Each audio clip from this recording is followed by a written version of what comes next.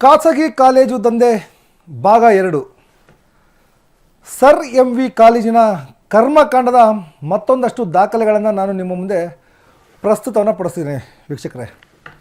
So ಇದಿಷ್ಟು ನಾನೇನು ನಿಮಗೆ ತೋರಿಸ್ತಿದ್ದೀನಿ, ಇಷ್ಟು ಕೂಡ ಸರ್ MV ಕಾಲೇಜಿಗೆ ಸಂಬಂಧಪಟ್ಟಂತಹ ದಾಖಲೆಗಳು. ಈ ದಾಖಲೆಗಳನ್ನು ಸರ್ MV ಕಾಲೇಜು ಆಡಳಿತ ಮಂಡಳಿ ಪದವಿ ಪೂರ್ವ ಶಿಕ್ಷಣ ಇಲಾಖೆಯ ಬೋರ್ಡ್ಗೆ ಕಳಿಸಿರುವಂಥದ್ದು. ಶಾಲಾ ಶಿಕ್ಷಣ ಇಲಾಖೆ ಪದವಿ ಪೂರ್ವ ಮಲ್ಲೇಶ್ವರಂ, ಇಲ್ಲಿ ಏನು ಪದವಿ ಪೂರ್ವ ಶಿಕ್ಷಣ ಇಲಾಖೆಯ ಬೋರ್ಡ್ ಇದೆ, ಬೋರ್ಡ್ಗೆ ಸಲ್ಲಿಸಿರುವಂಥ ಎಲ್ಲ ದಾಖಲಾತಿಗಳು ಇಲ್ಲಿದ್ದಾವೆ. ಈ ದಾಖಲಾತಿಗಳ ಪ್ರಕಾರ 80% ದಾಖಲಾತಿಗಳು ಫೇಕ್ ದಾಖಲಾತಿಗಳು. ಜೊತೆಗೆ ಫೇಕ್ ಅಂದರೆ ಏನು ನೀತಿ ನಿಯಮಗಳಿದ್ದಾವೆ, ಆ ನೀತಿ ನಿಯಮಗಳನ್ನು ಪಾಲನೆ ಮಾಡದೇ ಇರತಕ್ಕಂಥ ಡಾಕ್ಯುಮೆಂಟ್ಗಳು ನನ್ನ ಕೈಯಲ್ಲಿದ್ದಾವೆ. ಯಾವಾಗ ಸರ್ MV ಕಾಲೇಜಿನ ಅಕ್ಕಪಕ್ಕದ ನಿವಾಸಿಗಳು ಕಾಲೇಜಿನ ಮೇಲೆ ಗಂಭೀರವಾಗಿ ಆರೋಪವನ್ನು ಮಾಡ್ತಾರೆ, ಅದಾದ ಬಳಿಕ ನಾವು ಒಂದಷ್ಟು ದಾಖಲಾತಿಗಳನ್ನು ಪರಿಶೀಲನೆಯನ್ನು ಮಾಡ್ತೀವಿ. ಕಾರಣ ಏನು ಅಂದರೆ ಅಲ್ಲಿಯ ಸೆಕ್ರೆಟರಿ ಹೇಳ್ತಾರೆ, ಶ್ರೀಧರ್, ನಮ್ಮಲ್ಲಿ 600ರಿಂದ 1000 ಜನ ವಿದ್ಯಾರ್ಥಿಗಳು ವಿದ್ಯಾಭ್ಯಾಸವನ್ನು ಮಾಡ್ತಾರೆ ಅಂತ. ನಮಗೆ ಆಗ ಒಂದು ಡೌಟ್ ಬರುತ್ತೆ, ಒಂದು ಕಾಲೇಜಿನಲ್ಲಿ ಕೇವಲ ಅಲ್ಲಿ ಅತಿ ಹೆಚ್ಚು ಫೋಕಸ್ ಕೊಡುವಂಥದ್ದು ಸೈನ್ಸ್ ಡಿಪಾರ್ಟ್ಮೆಂಟಿಗೆ ಮಾತ್ರ. ಅಲ್ಲಿ ಆ ಒಂದು ಕಾಲೇಜಲ್ಲಿ 1000 ವಿದ್ಯಾರ್ಥಿಗಳು ವಿದ್ಯಾಭ್ಯಾಸ ಮಾಡೋದಾದರೆ ಇವರು ಎಲ್ಲ ನಿಯಮಗಳನ್ನು ಪಾಲನೆ ಮಾಡಿದ್ದಾರಾ, ಶಿಕ್ಷಣ ಇಲಾಖೆ ಕೊಟ್ಟಂಥ ಎಲ್ಲ ನಿಯಮಗಳನ್ನು ಪಾಲನೆ ಮಾಡಿದ್ದಾರಾ ಅನ್ನೋದು ನಮಗೆ ಡೌಟ್ ಬರುತ್ತೆ. ಡೌಟ್ ಬಂದ ನಂತರ ಒಂದಷ್ಟು ಮಾಹಿತಿಗಳನ್ನು ನಾವು ಕಲೆ ಹಾಕಲಿಕ್ಕೆ ಪ್ರಯತ್ನ ಮಾಡ್ತೀವಿ. ಆಗ ಸಿಕ್ಕಂಥ ಮಾಹಿತಿಗಳು, ಇವರು 2017ರಿಂದ 2024 ಶೈಕ್ಷಣಿಕ ಸಾಲಿನವರೆಗೆ ಕಾಲೇಜಿನ ಮಾನ್ಯತೆಯನ್ನು ನವೀಕರಿಸಲು ಅರ್ಜಿಯನ್ನು ಸಲ್ಲಿಸ್ತಾರೆ.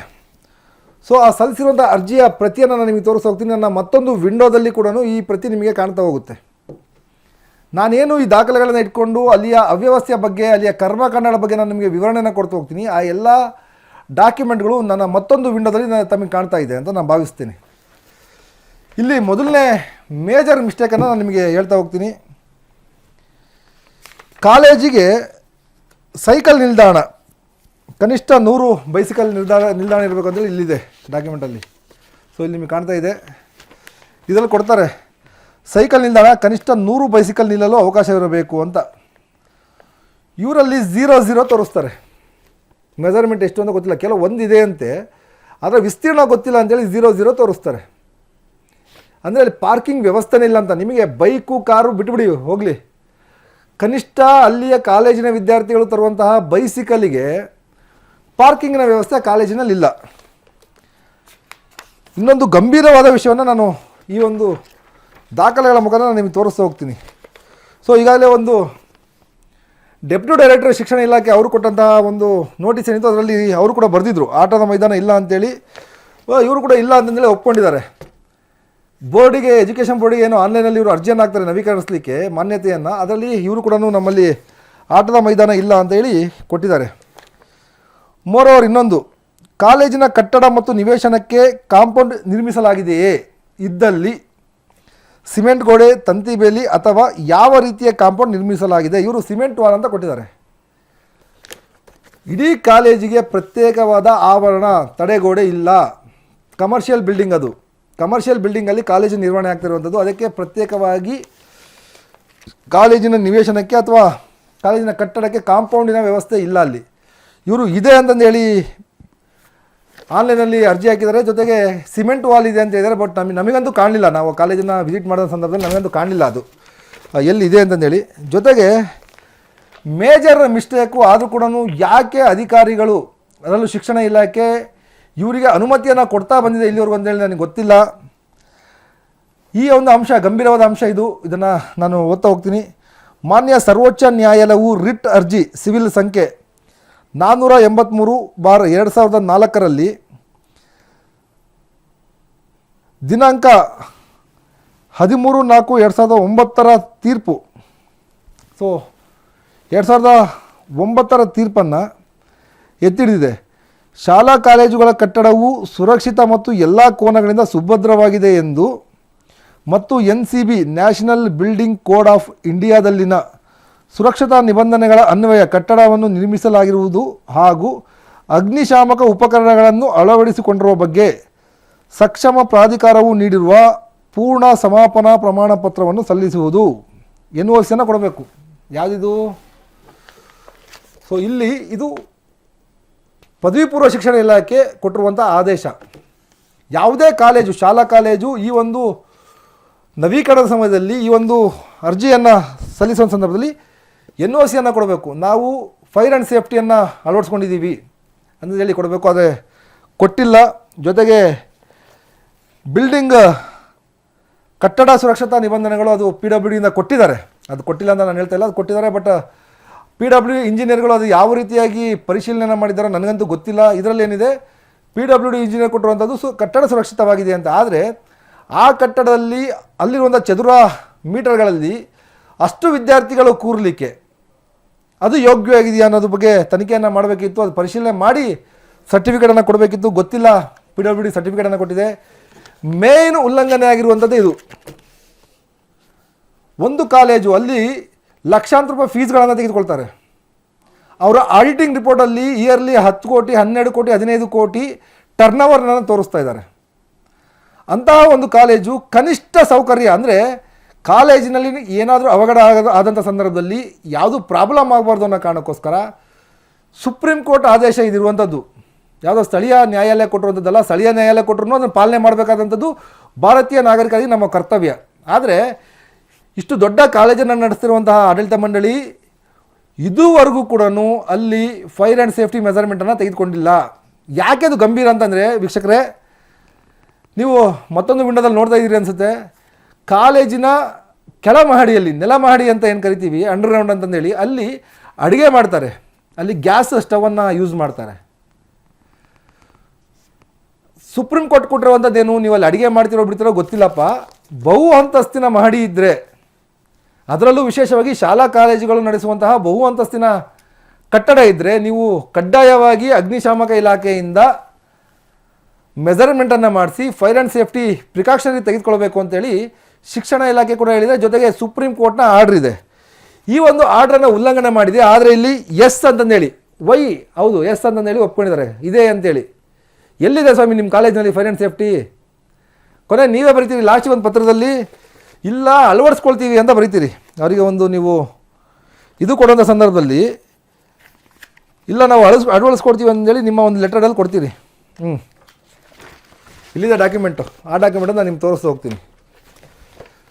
ಅಗ್ನಿಶಾಮಕ ಉಪಕರಣಗಳನ್ನು ಅಳವಡಿಸಿಕೊಂಡಿರುವ ಬಗ್ಗೆ ಸಕ್ಷಮ ಪ್ರಾಧಿಕಾರವು ನೀಡಿರುವ ಪೂರ್ಣ ಸಮಾಪನಾ ಪ್ರಮಾಣ ಪತ್ರ ಸಲ್ಲಿಸಿಲ್ಲ. ಇಲ್ಲಿ ಎಸ್ ಅಂತ ಕೊಟ್ಟಿದ್ದೀರಿ. ನಿಮ್ಮದೇ ಕಾಲೇಜಿನ ಲೆಟರ್ನಲ್ಲಿ ಸಲ್ಲಿಸಿಲ್ಲ ಅಂತ ಕೊಟ್ಟಿದ್ದೀರಿ. ಅದಕ್ಕೆ ಕೆಳಗಡೆ ಉತ್ತರವನ್ನು ನೀವೇ ಬರೆದಿರಿ. ಉತ್ತರ: ಅಗ್ನಿಶಾಮಕ ಉಪಕರಣಗಳನ್ನು ಅಳವಡಿಸಿಕೊಳ್ಳಲು ಕ್ರಮ ತೆಗೆದುಕೊಳ್ಳುವುದಾಗಿ ದೃಢೀಕರಣ ಪತ್ರ ಸಲ್ಲಿಸಲಾಗಿದೆ. ಏನು ದೃಢೀಕರಣ ಪತ್ರ ಕೊಟ್ಟಿದ್ದೀರಿ? ಹೋಗಲಿ, ನೀವು ಅಗ್ನಿಶಾಮಕ ಇಲಾಖೆಗೆ ಅರ್ಜಿ ಹಾಕಿದ್ದೀರಾ? ಅದನ್ನು ಸಲ್ಲಿಸಬೇಕಲ್ವ ಇದರಲ್ಲಿ? ಸೊ ವೀಕ್ಷಕರೇ ನನಗೆ ಆಶ್ಚರ್ಯ ಆಗುತ್ತೆ. ಈ ಎಲ್ಲ ನೀತಿ ನಿಯಮಗಳನ್ನು ಉಲ್ಲಂಘನೆ ಮಾಡಿದ್ರು ಕೂಡ ಕಾಲೇಜುಗಳಿಗೆ ಅನುಮತಿಯನ್ನು ಕೊಡ್ತಾರೆ ಅಂತ ಆದರೆ ಎಲ್ಲಿದೆ ನ್ಯಾಯ ಅಂತೇಳಿ. ಸೊ ನಾಳೆ ನಾನು ಒಂದು ಅರ್ಜಿಯನ್ನು ಹಾಕ್ತೀನಿ, ಅಥವಾ ಬೇರೆ ಇನ್ನೊಬ್ರು ಯಾರೋ ದುಡ್ಡಿರುವಂಥವ್ರು ಹೋಗಿ ಒಂದು ಅರ್ಜಿಯನ್ನು ಹಾಕ್ತಾರೆ. ಸ್ವಾಮಿ ನಾನು ಇವತ್ತು ನಾಳೆ ಬೆಳಗ್ಗೆ ಕಾಲೇಜ್ ಓಪನ್ ಮಾಡಿಬಿಡ್ತೀನಿ, ನಿಮ್ಮ ನೀತಿ ನಿಯಮಗಳನ್ನೇನಿದ್ದಾವೆ, ನಿಮ್ಮ ರೂಲ್ಸ್ ಆ್ಯಂಡ್ ರೆಗ್ಯುಲೇಷನ್ಸ್ ಏನಿದ್ದಾವೆ, ಷರತ್ತುಗಳೇನಿದ್ದಾವೆ, ಅದನ್ನು ನಾನು ನಿಧಾನಕ್ಕೆ ಅಡಾಪ್ಟ್ ಮಾಡ್ತಾ ಹೋಗ್ತೀನಿ, ನನಗೆ ಅನುಮತಿಯನ್ನು ಕೊಡಿ ಅಂತ ಕೊಟ್ಬಿಡ್ತಾರಾ? 2009ರಲ್ಲಿ ಅನುಮತಿಯನ್ನು ತೆಗೆದುಕೊಂಡಿರುವಂಥದ್ದು. ಆಗಿನ ಅಧಿಕಾರಿಗಳು ಇದು ಯಾವುದನ್ನು ಪರಿಶೀಲನೆ ಮಾಡಿಲ್ಲ. 2019ರಿಂದ ಕಡ್ಡಾಯವಾಗಿ ಶಾಲಾ ಕಾಲೇಜುಗಳಲ್ಲಿ ಬಹು ಅಂತಸ್ತಿನ ಮಹಡಿಗಳಲ್ಲಿ ಫೈರ್ ಆ್ಯಂಡ್ ಸೇಫ್ಟಿ ಮೆಜರ್ಮೆಂಟ್ ತೆಗೆದುಕೊಳ್ಬೇಕನ್ನೋಂಥ ಆದೇಶ ಇದೆ. ಆದರೂ ಕೂಡ ಇಲ್ಲಿ ಪಾಲನೆ ಆಗ್ತಿಲ್ಲ. ಇಷ್ಟೆಲ್ಲ ಪಾಲನೆ ಆಗದೇ ಇದ್ರೂ ಕೂಡ ಮತ್ತೆ ರಿನಿವಲ್ಗೆ, ಮಾನ್ಯತೆಯ ನವೀಕರಣಕ್ಕೆ ಅರ್ಜಿಯನ್ನು ಸಲ್ಲಿಸಿದ್ದಾರೆ. ಇದನ್ನು ಅಧಿಕಾರಿಗಳು ಮಾನ್ಯತೆ ನವೀಕರಣ ಮಾಡ್ತಾರೋ ಅಥವಾ ರಿಜೆಕ್ಟ್ ಮಾಡ್ತಾರೋ ಗೊತ್ತಿಲ್ಲ. ಯಾಕಂದರೆ ಇದು ಒಂದು ನಿಮ್ಗೆ ಆಶ್ಚರ್ಯ ಆಗ್ಬೋದು. ಈ ಕಾಲೇಜ್ನವ್ರಿಗೆಲ್ಲ ಏನು ಒಂದು ನಂಬಿಕೆ ಅಂದರೆ, ಸಣ್ಣ ಪುಟ್ಟ ವಿಚಾರದಲ್ಲಿ ಏನಾರು ಆಯಿತು, ಶಿಕ್ಷಣ ಇಲಾಖೆ ಅಧಿಕಾರಿಗಳು ಅಥವಾ ಶಿಕ್ಷಣ ಇಲಾಖೆ ಸಚಿವರು ಯಾವ್ದಾರು ಕ್ರಮ ಕೈಗೊಂಡ್ರೆ ನೇರವಾಗಿ ನ್ಯಾಯಾಲಯಕ್ಕೆ ಹೋಗ್ತಾರೆ. ಈ ಶಿಕ್ಷಣ ಸಂಸ್ಥೆಯವರು ಹೋಗ್ಬಿಟ್ಟು, ಸ್ವಾಮಿ ನಮ್ಮ ಕಾಲೇಜಿನಲ್ಲಿ ಇಷ್ಟು ಜನ ವಿದ್ಯಾರ್ಥಿಗಳು ವಿದ್ಯಾಭ್ಯಾಸವನ್ನು ಮಾಡ್ತಿದ್ದಾರೆ, ನಾಳೆ ಅವರಿಗೆ ಸಮಸ್ಯೆ ಆಗಿಬಿಡುತ್ತೆ ಸ್ವಾಮಿ, ನೀವು ಈಗ ಮಾನ್ಯತೆಯನ್ನು ರದ್ದುಪಡಿಸಿದೆ ಆದರೆ, ಹಾಗಾಗಿ ಅನುಮತಿ ಕೊಡಿ ಅಂತೇಳಿ ಸ್ಟೇ ಆರ್ಡ್ರನ್ನು ತರ್ತಾರೆ. ಸಿಂಪಲ್, ಇದು ಭಾರಿ ಸಿಂಪಲ್ಲು. ಈ ಏನು ಖಾಸಗಿ ಕಾಲೇಜುಗಳು ದಂಧೆ ಮಾಡ್ತಿದ್ದಾವೆ, ಯಾವುದೇ ಇವರ ಉಲ್ಲಂಘನೆಯನ್ನು ಎತ್ತಿ ಹಿಡಿದು ಯಾರಾದರೂ ನ್ಯಾಯಾಲಯಕ್ಕೆ ಹೋದರೆ ಕ್ಲಿಯರ್ ಆ್ಯಂಡ್ ಕ್ಲೀನಾಗಿ ಇವರೊಂದೇ ಒಂದು ಆದೇಶವನ್ನು ತರಿಸ್ಕೊಳ್ತಾರೆ. ಏನಂದರೆ ವಿದ್ಯಾರ್ಥಿಗಳ ವಿದ್ಯಾಭ್ಯಾಸಕ್ಕೆ ತೊಂದರೆ ಆಗಬಾರ್ದು ಅನ್ನೋ ಕಾರಣಕ್ಕೋಸ್ಕರ ಸ್ಟೇಯನ್ನು ತರ್ತಾರೆ. ಸ್ಟೇಯನ್ನು ತಂದು ಮತ್ತೆ ಒಂದು 4 ವರ್ಷ 5 ವರ್ಷ ಇದು ಕಂಟಿನ್ಯೂ ಮಾಡ್ತಾರೆ. ನಾನು ಹೇಳ್ತಿರುವಂಥದ್ದು ಸ್ಟೇ ಕೊಡೋದಲ್ಲ, ನ್ಯಾಯಾಲಯ ಅದರ ವಿವೇಚನೆಗೆ ತಕ್ಕಂತೆ ನಡೆದುಕೊಳ್ಳುತ್ತೆ. ನಾನು ಅದ್ರ ಬಗ್ಗೆ ಇಂಟ್ರಪ್ಟ್ ಮಾಡ್ತಾ ಇಲ್ಲ. ಆದರೆ ಶಿಕ್ಷಣ ಇಲಾಖೆ ಯಾವೆಲ್ಲ ನಿಯಮಗಳನ್ನು ಗಾಳಿಗೆ ತೂರಿದ್ದಾರೆ ಇವರು, ಯಾಕೆ ಅನುಮತಿಯನ್ನು ಕೊಡಬೇಕು? ನೀವು ಅನುಮತಿಯನ್ನು ನಿರಾಕರಿಸಬೇಕು, ನೀವು ಚಾಲೆಂಜ್ ಮಾಡಬೇಕು. ನೀವು ನ್ಯಾಯಾಲಯದಲ್ಲಿ ನಿಮ್ಮ ವಕೀಲರನ್ನು, ಸರ್ಕಾರಿ ವಕೀಲರನ್ನು ಇಟ್ಕೊಂಡು ನೀವು ಚಾಲೆಂಜ್ ಮಾಡಬೇಕು. ಯಾಕೆ ಚಾಲೆಂಜ್ ಮಾಡಬೇಕು ಅಂತಂದರೆ, ಇವರು ಲಕ್ಷಗಟ್ಟಲೆ ಫೀಸ್ಗಳನ್ನು ತೆಗೆದುಕೊಂಡು ಮಿನಿಮಮ್ ಬೇಸಿಕ್ ಸೇಫ್ಟಿ ವ್ಯವಸ್ಥೆಯನ್ನು ಈ ಕಾಲೇಜಿನವ್ರು ಮಾಡ್ತಾ ಇಲ್ಲ. ನಾನು ಎಗೇನ್ ಆ್ಯಂಡ್ ಎಗೇನ್ ಹೇಳ್ತೀನಿ, ಇದು ಕೇವಲ ಸರ್ವಿ ಕಾಲೇಜಿನ ಹಣೆಬರ ಒಂದೇ ಅಲ್ಲ, ರಾಜ್ಯದ ಬಹುತೇಕ ಕಾಲೇಜುಗಳ ಹಣೆಬರ ಏನು ಅಂದರೆ, ಯಾರು ಕೂಡ 90% ಕಾಲೇಜುಗಳಲ್ಲಿ ಇಂದು ಕೂಡ ಫೈರ್ ಆ್ಯಂಡ್ ಸೇಫ್ಟಿ ಮೆಜರ್ಮೆಂಟ್ ಇಲ್ಲ. ಕನಿಷ್ಠ ಅರ್ಜಿಯನ್ನು ಕೂಡ ಹಾಕಿಲ್ಲ ಯಾರಿಗೆ? ಅಗ್ನಿಶಾಮಕ ಇಲಾಖೆಗೆ. ಮತ್ತು ಏನು ಮಾಡ್ತೀರಿ ನೀವು ಶಿಕ್ಷಣ ಇಲಾಖೆ? ಮತ್ತೊಂದು ಮೇಜರ್ ಇದು ಯಾಕೆ ಮೇಜರ್ ಅಂದರೆ, ಇದು ಶ್ರೀಧರ್ ಅವರ ಅಲ್ಲಿಯ ಸೆಕ್ರೆಟರಿ ಏನಿದ್ದಾರೆ, ಸರ್ವಿ ಕಾಲೇಜಿನ ಸೆಕ್ರೆಟರಿ ಏನಿದ್ದಾರೆ, ಅವರ ಸ್ಟೇಟ್ಮೆಂಟ್ಗೆ ತಕ್ಕಂತೆ ನಾನು ಉತ್ತರವನ್ನು ಕೊಡ್ತಾ ಇದ್ದೀನಿ. ಅವ್ರು ಹೇಳ್ತಾ ಇದ್ರು, ನಮ್ಮ ಕಾಲೇಜಿನಲ್ಲಿ 600ರಿಂದ 1000 ವಿದ್ಯಾರ್ಥಿಗಳು ವಿದ್ಯಾಭ್ಯಾಸವನ್ನು ಮಾಡ್ತಿದ್ದಾರೆ ಅಂತ. ಅದು ನಾವು ಯಾರು ಕೂಡ ಪ್ರಶ್ನೆ ಮಾಡಲಿಕ್ಕೆ ಆಗೋದಿಲ್ಲ. ನಿಮ್ಮ ಕಾಲೇಜಿನ ಶಿಕ್ಷಣ ವ್ಯವಸ್ಥೆಯನ್ನು ಇಷ್ಟಪಟ್ಟು ವಿದ್ಯಾರ್ಥಿಗಳು ಬಂದಿರ್ಬೋದು. ಇಲ್ಲಿ ಮತ್ತೊಂದು ಆದೇಶನ ಉಲ್ಲಂಘನೆ ಮಾಡಿದ್ದಾರೆ. ಇದರಲ್ಲೂ ಕೂಡ ನೋ ಅಂತ ಅವರೇ ಒಪ್ಕೊಂಡಿದ್ದಾರೆ, ಹೌದಪ್ಪ ನಾವು ಮಾಡ್ತಾ ಇಲ್ಲ ಅಂತೇಳಿ. ಏನು ಮಾಡಬೇಕಿತ್ತು ಇವರು? ಪ್ರಸ್ತುತ ಜಾರಿಯಲ್ಲಿರುವ KMA ನಿಯಮಗಳು ಹಾಗೂ ಆಯಾ ಪ್ರದೇಶಕ್ಕೆ ಅನ್ವಯಿಸುವಂತೆ ಸರ್ಕಾರವು ಸ್ಥಳೀಯ ಸಂಸ್ಥೆಗಳು ಜಾರಿಗೆ ತಂದಿರುವಂತಹ ನಿಯಮಗಳ ಅನ್ವಯ ಕಟ್ಟಡ ಹಾಗೂ ಕಟ್ಟಡದಲ್ಲಿ ಅಗತ್ಯ RWH ಹಾಗೂ STP ರೈನ್ ವಾಟರ್ ಹಾರ್ವೆಸ್ಟಿಂಗ್ ಹಾಗೂ STP sewage treatment plant STP ಎರಡನ್ನು ಅಳವಡಿಸುವ ಬಗ್ಗೆ ಸಕ್ಷಮ ಪ್ರಾಧಿಕಾರವು ನೀಡಿರುವ ದಾಖಲೆ ಪತ್ರ ನೋ ಮಾಡಿಲ್ಲ. ಓಕೆ, ರೈನ್ ವಾಟರ್ ಹಾರ್ವೆಸ್ಟಿಂಗ್ ಮಾಡಿಲ್ವಾ? ಎಕ್ಸ್ಕ್ಯೂಸ್ ಅದು, ಯಾಕಂದರೆ ಅದು ಓಕೆ ಮಾಡ್ಕೊಂಡಿಲ್ಲ, ಬಟ್ ಮಾಡ್ಕೊಂಡಿಲ್ಲ. ತುಂಬ ಕಡೆ ಇಲ್ಲ, ಬಹುಮಹಡಿ ಕಟ್ಟಡಗಳಲ್ಲಿ ತುಂಬ ಕಡೆ ಇಲ್ಲ. ಆದರೆ STP ಪ್ಲ್ಯಾಂಟನ್ನು ನೀವು ಮಾಡಲೇಬೇಕು. ಕಾರಣ ಏನು ಅಂದರೆ, ಸಾವಿರಾರು ವಿದ್ಯಾರ್ಥಿಗಳು ನಿಮ್ಮಲ್ಲಿ ವಿದ್ಯಾಭ್ಯಾಸವನ್ನು ಮಾಡ್ತಿದ್ದಾರೆ. ಪ್ರತಿನಿತ್ಯ ವಿದ್ಯಾರ್ಥಿಗಳು ಶೌಚಾಲಯಕ್ಕೆ ಹೋಗ್ತಾರೆ, ನೀರನ್ನು ಬಳಕೆ ಮಾಡ್ತಾರೆ. ಆ ನೀರು, ಆ ಶೌಚಾಲಯದ ಶೌಚ ಎಲ್ಲಿ ಹೋಗ್ತಿದೆ ರೀ? ನೇರವಾಗಿ ಬಿಡ್ತಾ ಇದ್ದಾರೆ. ನೀವು ಅದನ್ನು ಟ್ರೀಟ್ಮೆಂಟ್ ಮಾಡಿಬಿಡಬೇಕು ಅಂತಂದೇಳಿ ಆದೇಶ ಇರುವಂಥದ್ದು. ಪ್ಯೂರ್ಲಿ ವೈಲೇಷನ್ ಮಾಡ್ತಾ ಇದ್ದಾರೆ. ಈ ಆ್ಯಕ್ಟನ್ನು ಏನಿದೆ, STP ಪ್ಲ್ಯಾಂಟ್ ಏನಿದೆ, STP ಪ್ಲ್ಯಾಂಟನ್ನು ಪ್ಯೂರ್ಲಿ ವೈಲೇಷನನ್ನು ಮಾಡ್ತಾ ಇದೆ ಸರ್ವಿ ಕಾಲೇಜು. ಇವರ ವಿರುದ್ಧ ಯಾರೂ ಕೂಡ ಕ್ರಮ ಕೈಗೊಳ್ತಿಲ್ಲ. ಯಾಕೆ? ಇದನ್ನು ನಾನೇನೋ ಸುಮ್ಮನೆ ಕೂತು ಬ್ಲೈಂಡ್ಲಿ ಇವ್ರ ವಿರುದ್ಧ ಆರೋಪವನ್ನು ಮಾಡ್ತಾ ಇಲ್ಲ. ಇವೆಲ್ಲವನ್ನು ಶಿಕ್ಷಣ ಇಲಾಖೆಗೆ ಅವರೇ ಆನ್ಲೈನಲ್ಲಿ ಅಪ್ಲೋಡ್ ಮಾಡಿರುವಂಥ ದಾಖಲಾತಿಗಳಿದು. ಅವರದ್ದೇ ದಾಖಲಾತಿಗಳನ್ನ ಇಟ್ಕೊಂಡು ನಾನು ಅವ್ರನ್ನ ಪ್ರಶ್ನೆ ಮಾಡ್ತಿದ್ದೀನಿ, ಜೊತೆಗೆ ಅಧಿಕಾರಿಗಳನ್ನ ಪ್ರಶ್ನೆ ಮಾಡ್ತಾ ಇದ್ದೀನಿ.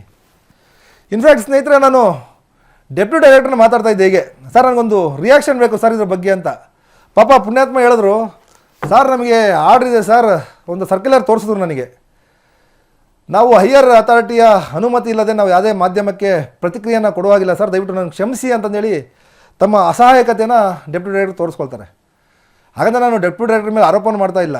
ಇನ್ಫ್ಯಾಕ್ಟ್ ಇರ್ಬೋದು, ಅವರ ಸರ್ಕಾರಿ ವ್ಯವಸ್ಥೆಯಲ್ಲಿ ಹೈಯರ್ ಅಥಾರಿಟಿ ಹಿರಿಯ ಅಧಿಕಾರಿಗಳು ಹೇಳಿರ್ತಾರೆ, ನೀವು ಬಾಯಿ ಬಂದಾಗ ಮಾತಾಡಬೇಡಿ, ನಾವು ಪ್ರತಿಕ್ರಿಯೆಯನ್ನು ಕೊಡ್ತೀವಿ ಅಂತೇಳಿ. ಆದರೆ ಬೆಂಗಳೂರಿನ ಕಮಿಷನರ್, ಪದವಿ ಪೂರ್ವ ಇಲಾಖೆಯ ಕಮಿಷನರ್ ಇದನ್ನು ಗಮನ ಹರಿಸಿ ಯಾವೆಲ್ಲ ನಿಯಮಗಳನ್ನು ಪಾಲನೆ ಆಗಿಲ್ಲ. ನಾನು ಈ ತಕ್ಷಣಕ್ಕೆ ಆ ಕಾಲೇಜಿನ ಅನುಮತಿಯನ್ನು ರದ್ದು ಮಾಡಿ ಅಂತ ಹೇಳ್ತಾ ಇಲ್ಲ. 2019ರಿಂದ ಇಲ್ಲಿವರೆಗೂ 5 ವರ್ಷಗಳಾದರೂ ಕೂಡ ಒಂದೇ ಒಂದು ಅಗ್ನಿಶಾಮಕ ಇಲಾಖೆಗೆ ಅರ್ಜಿಯನ್ನು ಹಾಕ್ಕೊಂಡು ಅವರು ಒಂದು ಫೈರ್ ಆ್ಯಂಡ್ ಸೇಫ್ಟಿ ಮೆಜರ್ಮೆಂಟ್ ಅಂತ ತೆಗೆದುಕೊಳ್ಳಿಕ್ಕಾಗಿಲ್ಲ, STP ಪ್ಲ್ಯಾಂಟನ್ನು ಮಾಡಲಿಕ್ಕಾಗಿಲ್ಲ ಅಂತಂದರೆ ಅದು ಮಾಡಲಿಕ್ಕೆ ಕ್ರಮ ಕೈಗೊಳ್ಬೇಕಲ್ವಾ? ಮತ್ತೊಂದು ದಾಖಲೆ ಇದೆ ಅವ್ರದ್ದು. ಆ ದಾಖಲೆಯನ್ನು ನಾನು ಮತ್ತೊಂದು ಭಾಗದಲ್ಲಿ ನಾನು ತೋರಿಸ್ಹೋಗ್ತೀನಿ. ಯಾಕಂದರೆ ಇದನ್ನು ನೀವು ಅಂದ್ಕೊಳ್ಬೋದು, ಏನಪ್ಪ ಇವರು ಪ್ರತಿಯೊಂದು ಭಾಗದಲ್ಲಿ ಒಂದೊಂದು ದಾಖಲೆಗಳನ್ನು ತೋರಿಸ್ತಾರೆ ಅಂತೇಳಿ. ಎಲ್ಲವನ್ನು ಒಂದೇ ಸಲ ನಾನು ನೀಡ್ತಾ ಹೋದರೆ ಅದು ಜನಕ್ಕೆ ಕನ್ಫ್ಯೂಸ್ ಆಗುತ್ತೆ, ಹಾಗೂ ಟೈಮ್ ತುಂಬ ತೆಗೆದುಕೊಳ್ಳುತ್ತೆ. ಹಾಗಾಗಿ ಇಷ್ಟು ದಾಖಲೆಗಳನ್ನು ನಾನು ನಿಮ್ಮ ಮುಂದೆ ತೋರಿಸ್ತಾ ಇದ್ದೀನಿ. ಶಿಕ್ಷಣ ಇಲಾಖೆ ಅಧಿಕಾರಿಗಳು, ಡೆಪ್ಯೂಟಿ ಡೈರೆಕ್ಟರ್ ಮತ್ತೊಮ್ಮೆ ತಮ್ಮ ಹಿರಿಯ ಅಧಿಕಾರಿಗಳಿಗೆ ಪತ್ರವನ್ನೇ ಬರಬೇಕು. ಸ್ವಾಮಿ, ಇವರು ಎಲ್ಲವನ್ನೂ ಕೂಡ ಉಲ್ಲಂಘನೆಯನ್ನು ಮಾಡಿದ್ದಾರೆ, ಅವರ ವಿರುದ್ಧ ಕಠಿಣ ಕ್ರಮ ಕೈಗೊಳ್ಳಿ. ಕಾಲೇಜಿನ ಅನುಮತಿಯನ್ನು ರದ್ದು ಮಾಡಿದ್ರೂ ಕೂಡ ಪ್ರಾಬ್ಲಮ್ ಇಲ್ಲ ಇವರಿಗೆ, ಯಾಕಂದರೆ ಇವ್ರದ್ದು ಮತ್ತೊಂದು ಕಾಲೇಜ್ ಇದೆ, ಆ ಕಾಲೇಜಿನಲ್ಲಿ ವಿದ್ಯಾರ್ಥಿಗಳಿಗೆ ವಿದ್ಯಾಭ್ಯಾಸವನ್ನು ಕೊಡ್ಬೋದು. ಇಲ್ಲಿ ಏನು ಮೇಜರಾಗಿ ಈ ಒಂದು STP ಪ್ಲ್ಯಾಂಟ್ ಹಾಗೂ ಫೈರ್ ಆ್ಯಂಡ್ ಸೇಫ್ಟಿ ಏನಿದೆ ಅದನ್ನು ತೆಗೆದುಕೊಳ್ಳದೆ ಹೋದರೆ ಫೈರ್ ಆ್ಯಂಡ್ ಸೇಫ್ಟಿ ಡಿಪಾರ್ಟ್ಮೆಂಟರು ಕೂಡ ಅವ್ರ ವಿರುದ್ಧ ಒಂದು ಕ್ರಿಮಿನಲ್ ಮೊಕದ್ದಮೆಯನ್ನು ಹೂಡಬೇಕಾಗತ್ತೆ. ಫೈರ್ ಆ್ಯಂಡ್ ಸೇಫ್ಟಿ ಡಿಪಾರ್ಟ್ಮೆಂಟ್ ಕೇವಲ ಎಲ್ಲೋ ಬೆಂಕಿ ಬಿದ್ದ ತಕ್ಷಣ ಹೋಗಿ ಬೆಂಕಿ ನನ್ಸೋದಲ್ಲ ನಿಮ್ಮ ಕೆಲಸ. ಬೆಂಕಿ ಬೀಳದ ಹಾಗೆ, ಯಾವುದೇ ಅವಘಡ ನಡೆಯದ ಹಾಗೆ ಏನೆಲ್ಲ ಸುಪ್ರೀಂ ಕೋರ್ಟ್ನ ನಿರ್ದೇಶನಗಳಿದ್ದಾವೆ ಆ ನಿರ್ದೇಶನ ಫಾಲೋ ಮಾಡುವಂಥ ಕೆಲಸ ನಿಮ್ಮದಾಗಿರುತ್ತೆ. ಹಾಗಾಗಿ ವೀಕ್ಷಕರೇ, ಇದು ಭಾಗ 2ರಲ್ಲಿ ಸರ್ ಎಂ ವಿ ಕಾಲೇಜಿನ ಒಂದಷ್ಟು ದಾಖಲೆಗಳನ್ನು ನಾನು ನಿಮ್ಮ ಮುಂದೆ ತೋರಿಸಿದ್ದೀನಿ. ಮತ್ತೊಂದು ಎಪಿಸೋಡ್ನಲ್ಲಿ ಇದೇ ಕಾಲೇಜಿನ ಮತ್ತೊಂದಷ್ಟು ದಾಖಲೆಗಳು, ಯಾವ್ಯಾವ ದಾಖಲೆಗಳನ್ನು ಇವರು ಲೂಪ್ ಹೋಲ್ ಮಾಡಿ ಅನುಮೋದನೆ ತೆಗೆದುಕೊಂಡಿದ್ದಾರೆ ಮತ್ತು ರಿನ್ಯೂವಲ್ಗೆ ಅರ್ಜಿಯನ್ನು ಹಾಕಿದ್ದಾರೆ ಅಂತ ನಾನು ನಿಮಗೆ ತೋರಿಸ್ತಾ ಹೋಗ್ತೀನಿ ವೀಕ್ಷಕರೇ. ಇದಾಗಿತ್ತು ಸರ್ ಎಂ ವಿ ಕಾಲೇಜಿನ ಕರ್ಮಕಾಂಡ. ಮತ್ತೊಂದು ಸುದ್ದಿಯೊಂದಿಗೆ ಸರ್ ಎಂ ವಿ ಕಾಲೇಜಿನ ಮತ್ತೊಂದಷ್ಟು ದಾಖಲೆಗಳೊಂದಿಗೆ ನಾನು ಮತ್ತೆ ನಿಮಗೆ ಭೇಟಿ ಆಗ್ತೀನಿ. ಅಲ್ಲಿವರೆಗೂ ನೋಡ್ತಾ ಇರಿ ಒನ್ ಕನ್ನಡ ನ್ಯೂಸ್.